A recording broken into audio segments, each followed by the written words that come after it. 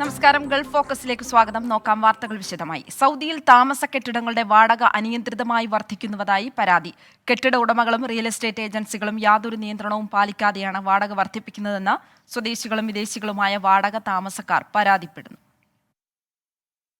താമസ കെട്ടിടങ്ങളുടെ വാടക അനിയന്ത്രിതമായി വർദ്ധിച്ചു വരുന്നതായാണ് പരാതി. കെട്ടിട ഉടമകളും റിയൽ എസ്റ്റേറ്റ് ഏജൻസികളും യാതൊരു നിയന്ത്രണവും പാലിക്കാതെയാണ് വാടക വർദ്ധിപ്പിക്കുന്നതെന്നും സ്വദേശികളും വിദേശികളുമായ വാടക താമസക്കാർ ചൂണ്ടിക്കാട്ടുന്നു. 25,000 മുതൽ 30,000 റിയാൽ വരെ വാർഷിക വാടകയുള്ള കെട്ടിടങ്ങൾക്ക് കഴിഞ്ഞ 3 വർഷത്തിനിടെ 10,000 റിയാൽ വരെ വർധനവുണ്ടായിട്ടുണ്ട്. വാടക വർധനവിന് കൃത്യമായ മാനദണ്ഡങ്ങൾ മന്ത്രാലയം നിർദ്ദേശിക്കാത്തത് അനിയന്ത്രിത നിരക്ക് വർധനവിന് ഇടയാക്കുന്നുണ്ടെന്ന് ഇവർ പരാതിപ്പെടുന്നു. ജനുവരി മുതൽ താമസ വാടക തുകയുൾപ്പെടെയുള്ളവ ഈജാർ വഴിയാക്കിയ മന്ത്രാലയ നിർദ്ദേശത്തെ സ്വദേശികളും വിദേശികളും ഉൾപ്പെടെ സ്വാഗതം ചെയ്യുന്നുണ്ടെങ്കിലും വാടക വർധനവിനും മാനദണ്ഡങ്ങൾ നടപ്പാക്കണമെന്ന ആവശ്യവും ഉയരുന്നുണ്ട്.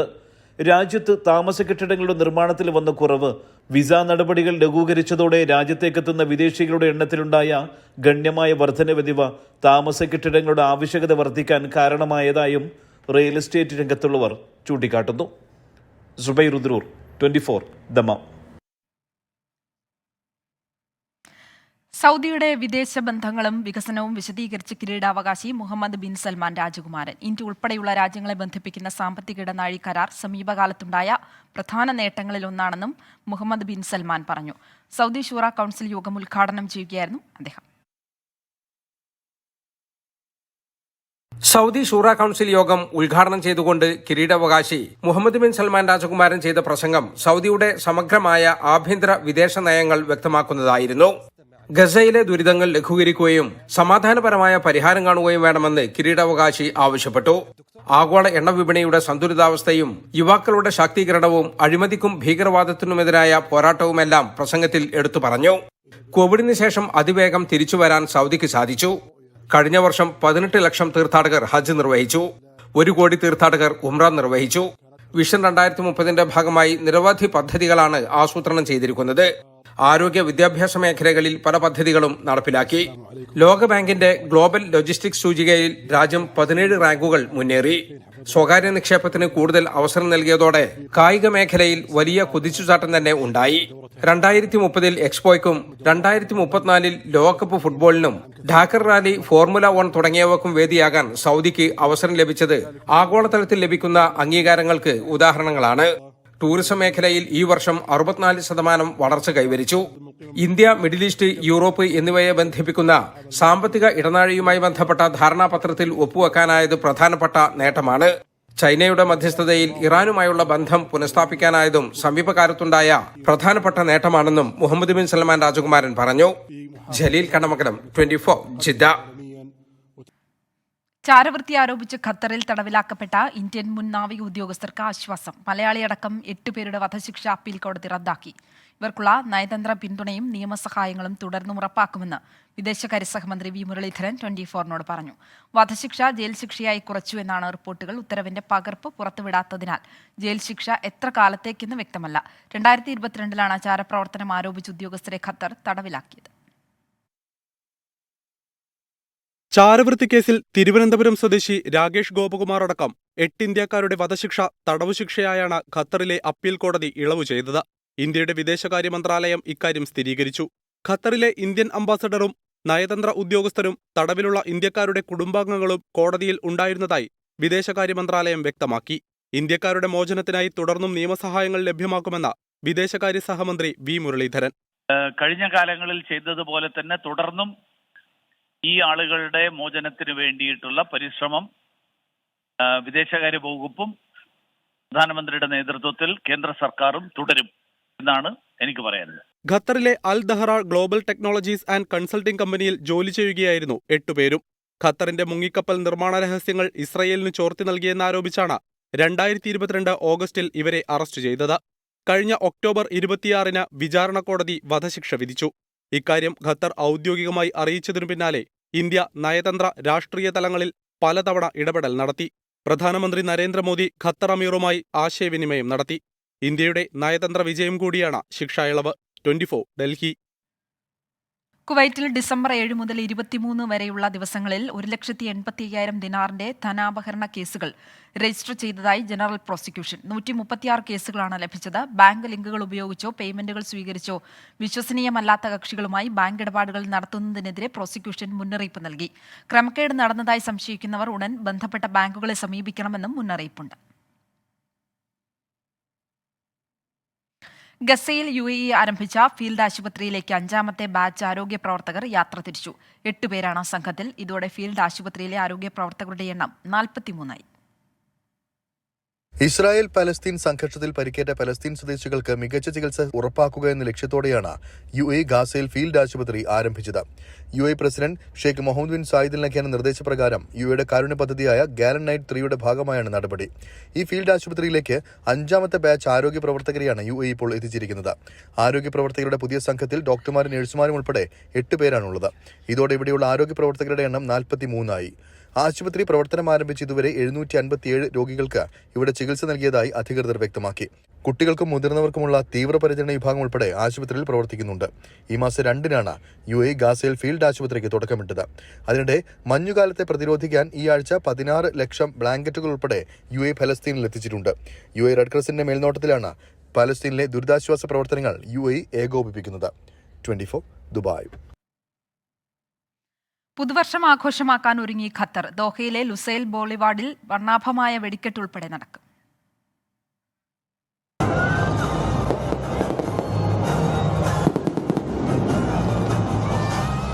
ഡിസംബർ 31 മുതൽ ജനുവരി 1 വരെ 2 ദിവസങ്ങളിലായാണ് ലുസൈൽ ബോളിവുഡിൽ വിവിധ ആഘോഷ പരിപാടികൾ നടക്കുക. ലുസൈൽ അധികൃതർ സമൂഹ മാധ്യമ അക്കൗണ്ടിലൂടെയാണ് ഇക്കാര്യം അറിയിച്ചത്. ഡിസംബർ 31 രാത്രി 10 മണി മുതൽ ആഘോഷ പരിപാടികൾ നടക്കും. വെടിക്കെട്ട്, ലേസർ ഷോ, ഭക്ഷ്യമേള എന്നിവയായിരിക്കും പ്രധാന ആഘോഷ പരിപാടികൾ. രാജ്യത്തെ വിവിധ നക്ഷത്ര ഹോട്ടലുകളിൽ കാൻഡിൽ ലൈറ്റ് ഡിന്നർ ഉൾപ്പെടെയുള്ള വ്യത്യസ്തങ്ങളായ പരിപാടികളും ഒരുക്കിയിട്ടുണ്ട്. അതേസമയം ലുസൈൽ ബോളിവാർഡിലെ പ്രധാന റോഡ് ഡിസംബർ 31 ഞായറാഴ്ച മുതൽ ഫെബ്രുവരി 17 വരെ അടച്ചിടുമെന്ന് അധികൃതർ അറിയിച്ചു. വരാനിരിക്കുന്ന മറ്റു പരിപാടികൾക്കുള്ള സജ്ജീകരണങ്ങൾക്കായാണ് പ്രധാന റോഡ് അടയ്ക്കുന്നത്. അൻവർ പാലേരി, 24 ദോഹ. പുതുവർഷം പ്രമാണിച്ച് രാജ്യത്തെ ധനകാര്യ സ്ഥാപനങ്ങൾക്ക് അവധി പ്രഖ്യാപിച്ച് ഖത്തർ സെൻട്രൽ ബാങ്ക്. ജനുവരി 1 ബാങ്കുകൾക്കും മറ്റ് ധനവിനിമയ സ്ഥാപനങ്ങൾക്കും അവധിയായിരിക്കും. Financial market authority, financial centre regulatory authority, insurance കമ്പനികൾ എന്നിവയ്ക്കും അവധി ബാധകമാണ്. മക്കയിൽ വിപുലമായ സ്വർണ്ണശേഖരം കണ്ടെത്തി. മൻസൂറ മസറ സ്വർണ്ണഖനിക്ക് സമീപമാണ് പുതിയ ശേഖരം കണ്ടെത്തിയത്. ഈ മേഖലയിൽ പര്യവേക്ഷണം സജീവമാക്കുമെന്ന് സൗദി അറേബ്യൻ മൈനിംഗ് കമ്പനി അറിയിച്ചു. മക്ക മേഖലയിൽ അൽഖുർമ ഗവർണറേറ്റിലാണ് പുതിയ സ്വർണ്ണശേഖരം കണ്ടെത്തിയത്. മൻസൂറ മസറ സ്വർണ്ണഖനിക്ക് തെക്ക് ഭാഗത്ത് ഏതാണ്ട് 125 കിലോമീറ്റർ നീളത്തിൽ വ്യാപിച്ചു കിടക്കുന്ന സ്ഥലത്താണ് പുതിയ കണ്ടെത്തൽ. സൗദി അറേബ്യൻ മൈനിംഗ് കമ്പനി അഥവാ മഅദിനാണ് ഇക്കാര്യം അറിയിച്ചത്. ഈ പ്രദേശത്ത് 1-ലധികം സ്ഥലങ്ങളിൽ സ്വർണം കണ്ടെത്തിയിട്ടുണ്ട്. 2022 മഅദിൻ ആരംഭിച്ച പര്യവേക്ഷണത്തിലെ ആദ്യത്തെ കണ്ടെത്തലാണിത്. മൻസൂറ മസറ സ്വർണ്ണഖനിക്ക് ചുറ്റും മിനറൽ പ്രൊഡക്ഷൻ ലൈൻ നിർമ്മിക്കാൻ മൈനിംഗ് കമ്പനി ലക്ഷ്യമിടുന്നുണ്ട്. അൽ ഉറൂഖിന് തെക്ക് ഭാഗത്തും സ്വർണ്ണ നിക്ഷേപത്തിനുള്ള സാധ്യത കണ്ടെത്തിയിട്ടുണ്ട്. മൻസൂറ മസറ ഖനിയിൽ നിന്ന് 400 മീറ്റർ അകലെ നിന്ന് ശേഖരിച്ച ഒരു സാമ്പിളിൽ നിന്ന് 1 ടണ്ണിൽ 10.4 ഗ്രാം സ്വർണവും മറ്റൊരു സാമ്പിളിൽ 1 ടണ്ണിൽ 20.6 ഗ്രാം സ്വർണവും ഉള്ളതായി കണ്ടെത്തി. പുതിയ കണ്ടെത്തലുകളുടെ പശ്ചാത്തലത്തിൽ മൻസൂറ മസറ ഖനിക്ക് ചുറ്റും 2024 പര്യവേക്ഷണം കൂടുതൽ സജീവമാക്കാനാണ് കമ്പനിയുടെ തീരുമാനം. അന്താരാഷ്ട്ര നിലവാരത്തിലുള്ള രാജ്യത്തെ പ്രധാന സ്വർണ്ണ ബെൽറ്റായി ഇത് മാറുമെന്ന് മഅദിൻ അറിയിച്ചു. സൗദിയിലെ ഏറ്റവും വലിയ സ്വർണ്ണഖനിയായ മൻസൂറ മസറയിൽ 2022 മാത്രം 11,982.84 ഔൺസ് സ്വർണം ഉൽപ്പാദിപ്പിച്ചു. ജലീൽ കണമകലം, 24 ജിദ്ദ. പുതുവർഷത്തോടനുബന്ധിച്ച് പാർക്കിംഗ് സൗജന്യമായിരിക്കുമെന്ന് ദുബായ് RTA ബഹുനില പാർക്കിംഗ് സംവിധാനങ്ങൾ ഒഴികെ എല്ലായിടത്തും തീരുമാനം ബാധകമായിരിക്കും. വാരാന്ത്യ അവധി ദിവസമായ ഞായറാഴ്ച ഉൾപ്പെടെ 2 ദിവസം അവധി ലഭിക്കും. നേരത്തെ UAEയിൽ ന്യൂ ഇയറിനോടനുബന്ധിച്ച് സർക്കാർ സ്വകാര്യ മേഖലകളിൽ ജനുവരി 1 അവധി പ്രഖ്യാപിച്ചിരുന്നു. ശമ്പളത്തോടുകൂടിയ അവധിയാണ് ജീവനക്കാർക്ക് ലഭിക്കുക. വൻ ലഹരിമരുന്ന് വേട്ടയുമായി ദുബായ് കസ്റ്റംസ്. 234 കിലോ ഹാഷിഷ് പിടികൂടി. കപ്പലിലെ വീൽ ഹൌസിൽ ഒളിപ്പിച്ചായിരുന്നു ലഹരിക്കടത്ത്. അത്യാധുനിക പെരിസ്കോപ്പ് സാങ്കേതിക വിദ്യയുടെ സഹായത്തോടെയാണ് വീൽ ഹൌസിൽ ഒളിപ്പിച്ച ഹാഷിഷ് കണ്ടെത്തിയത്. ദുബായ് ക്രീക്കിലും ദൈറ വാർഫേജ് കസ്റ്റംസ് സെന്ററിലുമായിരുന്നു പരിശോധന. കുവൈറ്റിൽ തൊഴിലാളികൾക്ക് മറ്റൊരു തൊഴിലുടമയുടെ കീഴിൽ പാർട്ട് ടൈമായി ജോലി ചെയ്യുന്നതിന് അനുമതി. ഒന്നാം ഉപപ്രധാനമന്ത്രിയും ആഭ്യന്തരമന്ത്രിയുമായ ഷെയ്ഖ് തലാൽ അൽ ഖാലിദ് സബാഹാണ് ഇത് സംബന്ധിച്ച ഉത്തരവ് പുറപ്പെടുവിച്ചത്. യഥാർത്ഥ തൊഴിലുടമയുടെ അനുമതി വേണം. തീരുമാനം അടുത്ത വർഷം ആദ്യം മുതൽ പ്രാബല്യത്തിൽ വരും. ഹത്ത ഹണി ഫെസ്റ്റിവലിന് തുടക്കമായി. ദുബായ് മുനിസിപ്പാലിറ്റിയുടെ നേതൃത്വത്തിലാണ് പരിപാടി. മേളയുടെ 8ാമത് സീസണാണ് ഇത്തവണത്തേത്. തേനീച്ച കർഷകർക്ക് പിന്തുണ നൽകുക എന്ന ലക്ഷ്യത്തോടെ ദുബായ് മുനിസിപ്പാലിറ്റിയുടെ നേതൃത്വത്തിൽ നടക്കുന്ന മേളയുടെ പുതിയ സീസണ് ഹത്തയിൽ തുടക്കമായി. മേളയുടെ 8ാമത് സീസണാണ് ഇത്തവണ പുരോഗമിക്കുന്നത്. ഇത്തവണ രാജ്യത്തിന്റെ വിവിധ ഭാഗങ്ങളിൽ നിന്നുള്ള 60 തേനീച്ച കർഷകരാണ് പ്രദർശനത്തിനെത്തിയിരിക്കുന്നത്. മലമുകളിൽ മനുഷ്യസ്പർശമേൽക്കാതെ നിർമ്മിക്കപ്പെടുന്ന സിദർ, സമർ എന്നീ തേനുകൾക്കാണ് ആവശ്യക്കാരേറെയുള്ളത്. കിലോയ്ക്ക് 1200 ദിർഹം വരെയാണ് ഇവയുടെ വില. രാവിലെ 10 മുതൽ രാത്രി 10 വരെയാണ് സന്ദർശകർക്ക് പ്രവേശനം അനുവദിക്കുക. ശുദ്ധമായതും പ്രാദേശികമായി ഉൽപ്പാദിപ്പിക്കുന്നതുമായ തേനുകൾ വാങ്ങുന്നതിനായി മലയാളികൾ ഉൾപ്പെടെയുള്ള പ്രവാസികളും മേളയിൽ എത്താറുണ്ട്. മേള ഈ മാസം 31-ന് സമാപിക്കും. 24 ദുബായ്. നൂറ്റാണ്ടുകളുടെ കഥ പറയുന്ന ഒരു കോട്ടയുണ്ട് സൗദിയിലെ ജിദ്ദയ്ക്കടുത്ത് അസ്ഫാനിൽ. ഹജ്ജ് തീർത്ഥാടകരുടെ വിശ്രമ സ്ഥലവും ഓട്ടോമൻ സൈന്യത്തിന്റെ നിരീക്ഷണ കേന്ദ്രവുമായിരുന്ന ഈ കോട്ട ഇപ്പോൾ സൗദി പുരാവസ്തു വിഭാഗം സംരക്ഷിച്ചു വരികയാണ്.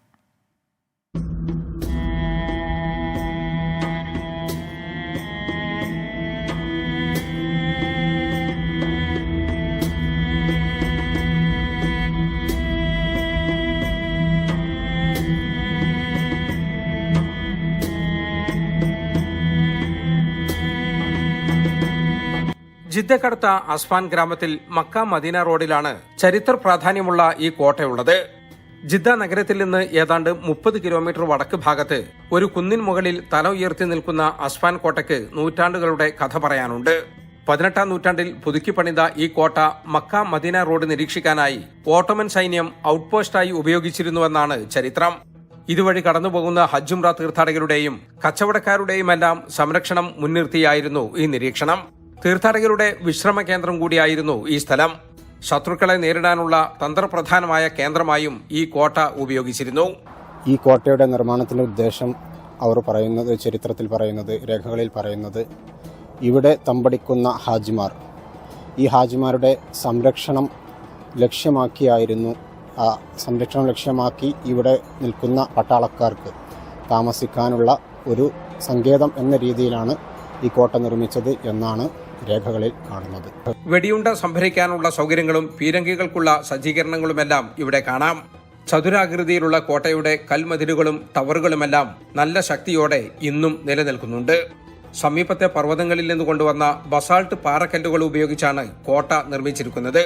ഹിജ്റ 6ാം നൂറ്റാണ്ടിൽ തന്നെ ഈ സ്ഥലത്ത് കോട്ടയും നിരീക്ഷണവുമെല്ലാം ഉണ്ടായിരുന്നതായി ചില ഗ്രന്ഥങ്ങളിൽ കാണാം. ഹിജ്റ 578-ൽ ഹജ്ജിന് വന്ന സഞ്ചാരി ഇബ്നു ജുബൈർ ഈ സ്ഥലത്ത് കോട്ടയുടെ അവശിഷ്ടങ്ങൾ കണ്ടതായി പറയുന്നുണ്ട്. ഓട്ടോമൻ ഭരണകാലത്ത് ഇത് പുനർനിർമ്മിച്ചു. സൗദി പുരാവസ്തു വിഭാഗം ഈ കോട്ട ഇപ്പോൾ സംരക്ഷിച്ചു വരുന്നുണ്ട്. ഹജ്ജുംറ തീർത്ഥാടനവുമായി ബന്ധപ്പെട്ട് ഇത്തരം നിരവധി ചരിത്ര ശേഷിപ്പുകൾ സൗദിയുടെ വിവിധ ഭാഗങ്ങളിലുണ്ട്. ഇതെല്ലാം സംരക്ഷിക്കുകയാണ് സൗദി പുരാവസ്തു വിഭാഗം. ഓസ്ഫാൻ കോട്ടയിൽ നിന്നും Jaleel Kannamangalam, 24. Global KMCC Dammam Beypore മണ്ഡലം കമ്മിറ്റിയുടെ നേതൃത്വത്തിൽ കോഴിക്കോട് ഫറൂഖ് താലൂക്ക് ആശുപത്രിക്ക് സമീപം നിർമ്മിക്കുന്ന CH സെന്ററിന്റെ പ്രചരണാർത്ഥം പെർഫ്യൂം ചലഞ്ച് നടത്തി. സൗദി കിഴക്കൻ പ്രവിശ്യാതല ഉദ്ഘാടനം സൗദി KMCC കിഴക്കൻ പ്രവിശ്യ ആക്ടിംഗ് പ്രസിഡന്റ് അബ്ദുൾ മജീദ് നിർവഹിച്ചു. ദമാം റയാൻ ഓഡിറ്റോറിയത്തിൽ നടന്ന പരിപാടിയിൽ global KMCC Kolachery panchayat vice president Afsal Kayyankode മുഖ്യപ്രഭാഷണം നടത്തി. കിഴക്കൻ പ്രവിശ്യയിലെ സെൻട്രൽ യൂണിറ്റ് മണ്ഡലതല കമ്മിറ്റി ഭാരവാഹികളും വനിതാ നേതാക്കളും പങ്കെടുത്തു. കാസർഗോഡ് കാഞ്ഞങ്ങാട് സ്വദേശി ചുള്ളിക്കര പൂടങ്കല്ല അബൂബക്കർ പാട്ടില്ലത്ത് കുവൈറ്റിൽ അന്തരിച്ചു. 69 വയസ്സായിരുന്നു. അൽകുലൈബ് ഇന്റർനാഷണൽ കമ്പനിയിൽ 45 വർഷമായി ജീവനക്കാരനായിരുന്നു. മൃതദേഹം കുവൈറ്റിൽ കബറടക്കാനുള്ള നടപടികൾ KKMA മാഗ്നറ്റ് ടീം തുടങ്ങി. അയോധ്യയിലെ രാമക്ഷേത്ര ഉദ്ഘാടന ചടങ്ങിൽ പങ്കെടുക്കുന്നതിനെ ചൊല്ലി കോൺഗ്രസിൽ ഭിന്നത രൂക്ഷം. പാർട്ടി പ്രതിനിധികളെ അയക്കരുതെന്ന് ഹൈക്കമാൻഡിനോട് KPCC നേതൃത്വം ആവശ്യപ്പെട്ടെന്ന് K മുരളീധരൻ. അതേസമയം ചടങ്ങിൽ നിന്ന് വിട്ടുനിൽക്കരുതെന്നാണ് ഉത്തരേന്ത്യയിലെ PCC നേതൃത്വങ്ങളുടെ നിലപാട്. പ്രതിഷ്ഠാ ചടങ്ങിൽ പങ്കെടുക്കണമെന്ന് UP കോൺഗ്രസ് നേതൃത്വം ആവശ്യപ്പെട്ടു. ജനുവരി 22-ലെ രാമക്ഷേത്ര ഉദ്ഘാടനത്തിന് ക്ഷണം കിട്ടിയ കോൺഗ്രസ് നേതാക്കൾ വെട്ടിലായി. മുസ്ലിം ലീഗിന്റെ എതിർപ്പ് അവഗണിക്കാനാവില്ലെന്ന് തിരിച്ചറിഞ്ഞ KPCC നേതൃത്വം ഉദ്ഘാടന ചടങ്ങിൽ പങ്കെടുക്കരുതെന്ന് ഹൈക്കമാൻഡിനോട് ആവശ്യപ്പെട്ടെന്ന വാർത്ത K മുരളീധരൻ MP സ്ഥിരീകരിച്ചു. ഇപ്പോൾ കോൺഗ്രസിന് പാർട്ടിക്കുള്ളിലും ഇന്ത്യ മുന്നണിയിലെ കക്ഷികളുമായിട്ട് കൂടിയാലോചിച്ച് ഉചിതമായൊരു തീരുമാനം പാർട്ടിയുടെ ദേശീയ നേതൃത്വം സ്വീകരിക്കും. അതിൽ കേരളത്തിലെ പാർട്ടിയുടെ വികാരം ഞങ്ങൾ ശ്രീ KC വേണുഗോപാലിനെ അറിയിച്ചിട്ടുണ്ട്. ഒരു കാരണവശാലും അതിൽ പങ്കെടുക്കരുതെന്നാണ് കേരളത്തിലെ പാർട്ടി നേതൃത്വത്തിൻ്റെ തീരുമാനം. വ്യക്തമായ പ്രതികരണം ഡോക്ടർ ശശി തരൂർ MP ഇന്നും നൽകിയില്ല. അഭിപ്രായത്തിൽ വ്യക്തികളെയാണ് ക്ഷണിച്ചിരിക്കുന്നത്, വ്യക്തികളാണ് തീരുമാനിക്കേണ്ടത്. ഇതിനെ ഒരു ക്ഷേത്രത്തിൽ പോകുന്നത് ഒരു വ്യക്തിയുടെ താല്പര്യം അനുസരിച്ച് ചെയ്യണം നല്ലത്. എന്തായാലും പാർട്ടി പ്രഖ്യാപിക്കും. അവരെ ഒരു പാർട്ടിയായിട്ട് തീരുമാനം എടുത്തിട്ടുണ്ടോ അതോ അവർ ഈ 3-4 നേതാക്കളെ വിളിച്ചവർ അവർക്കാണ് ഒരു വ്യക്തിപരമായിട്ട് വിട്ടുകൊടുത്തിരിക്കുന്നത്. അതും കൂടി ഡൽഹിയിൽ നിന്നൊരു പ്രഖ്യാപനം വരട്ടെ. സുപ്രീംകോടതി നിർദ്ദേശപ്രകാരം യാഥാർത്ഥ്യമായ ക്ഷേത്രത്തിൽ പോകുന്നതിൽ അനൌചിത്യമില്ലെന്ന് ഉത്തർപ്രദേശിലെ കോൺഗ്രസ് നേതാവ് ഡോക്ടർ പ്രമോദ് പാണ്ഡെ 24-നോട് പറഞ്ഞു. मंदिर निर्माण में कभी भी कांग्रेस की विरोध की कोई भूमिका नहीं रही, कोई वर्जन, कोई ऐसा स्टेटमेंट नहीं आया है. तो वहां जाने और न जाने से कोई परहेज की बात नहीं है. ഭിന്നത ഇന്ത്യ സഖ്യത്തിലും പ്രകടമാണ്. മമതാ ബാനർജിയും മായാവതിയും ലാലു പ്രസാദ് യാദവും നിതീഷ് കുമാറും ചടങ്ങിനില്ല. ക്ഷണിച്ചാൽ പങ്കെടുക്കുമെന്നാണ് ശരത് പവാറിന്റെയും സമാജ്വാദി നേതാവ് ഡിംപിൾ യാദവിന്റെയും നിലപാട്. ശിവസേന ഉദ്ധവ് താക്കറെ പക്ഷവും അയോധ്യയ്ക്കില്ല. BJP പരിപാടിയിൽ എന്തിനു പോകണമെന്നാണ് ഉദ്ധവ് താക്കറെയുടെ നിലപാട്. ഉദ്ധവിനെ ക്ഷണിക്കരുതെന്ന് മഹാരാഷ്ട്രയിലെ BJP നേതാക്കൾ ആവശ്യപ്പെട്ടു. Political desk 24. അയോധ്യ രാമക്ഷേത്ര വിഷയത്തിൽ നിലപാട് വ്യക്തമാക്കാൻ കോൺഗ്രസിനുമേൽ രാഷ്ട്രീയ സമ്മർദ്ദമേറുകയാണ്. ഒരു വശത്ത് പാർട്ടിയിലെ നേതാക്കൾക്കിടയിൽ തന്നെയുള്ള അഭിപ്രായ ഭിന്നത പരസ്യമായി, മറുവശത്ത് കോൺഗ്രസിന്റെ നിലപാട് ചോദ്യം ചെയ്ത് എതിരാളികളും രംഗത്തെത്തിയിരിക്കുന്നു. അയോധ്യയിലെ രാമക്ഷേത്ര പ്രതിഷ്ഠാ ചടങ്ങിൽ പങ്കെടുക്കുന്നതിനോട് സമ്മിശ്ര പ്രതികരണമാണ് കോൺഗ്രസ് നേതാക്കൾക്ക്. നേതൃത്വം വ്യക്തത വരുത്താത്തതോടെയാണ് അഭിപ്രായ ഭിന്നത പരസ്യമായത്. ബാബറി മസ്ജിദ് തകർത്ത് നിർമ്മിച്ച രാമക്ഷേത്രത്തിന്റെ ഉദ്ഘാടനത്തിൽ കോൺഗ്രസ് പങ്കെടുക്കരുതെന്ന് KPCC മുൻ അധ്യക്ഷൻ VM സുധീരൻ. തീവ്ര ഹിന്ദുത്വ വർഗീയ വികാരങ്ങൾ ആളിക്കത്തിക്കാനുള്ള ഒരു ഉപാധിയായി BJP ഈ രാമക്ഷേത്ര നിർമ്മാണത്തെയും അതിൻ്റെ ഉദ്ഘാടന ചടങ്ങിനെയും മാറ്റുമ്പോൾ ഒരു കാരണവശാലും അതിൽ പങ്കെടുക്കരുത്, കയ്യോടെ തള്ളണം.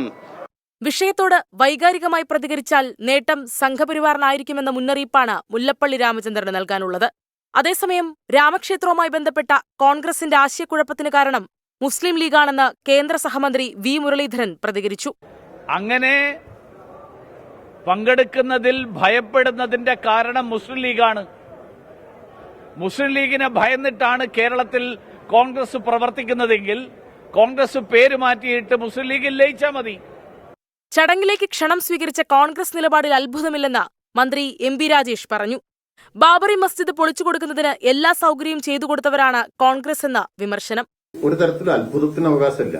92 ഡിസംബർ 6 ബാബറി മസ്ജിദ് പൊളിച്ച സമയത്ത് പൊളിച്ചു തീരുന്നത് വരെ അസാധാരണമായ സംയമനം പാലിച്ച നരസിംഹറാവുവിന്റെ പാർട്ടിയുടെ അധ്യക്ഷയ്ക്ക് അവരെല്ലാവരും കൂടി പൊളിച്ച് പാകപ്പെടുത്തി കൊടുത്ത സ്ഥലത്ത് ഇപ്പോൾ മോദി ഗവൺമെന്റിന്റെ കാർമ്മികത്വത്തിൽ ഈ ക്ഷേത്രം നിർമ്മിക്കുകയും പ്രതിഷ്ഠ നടത്തുകയും ചെയ്യുമ്പോൾ പങ്കെടുക്കാനുള്ള എല്ലാ അവകാശവും ഉണ്ടെന്നാണ് എന്റെ അഭിപ്രായം. ചടങ്ങിൽ പങ്കെടുക്കില്ലെന്ന് CPI ജനറൽ സെക്രട്ടറി D രാജ.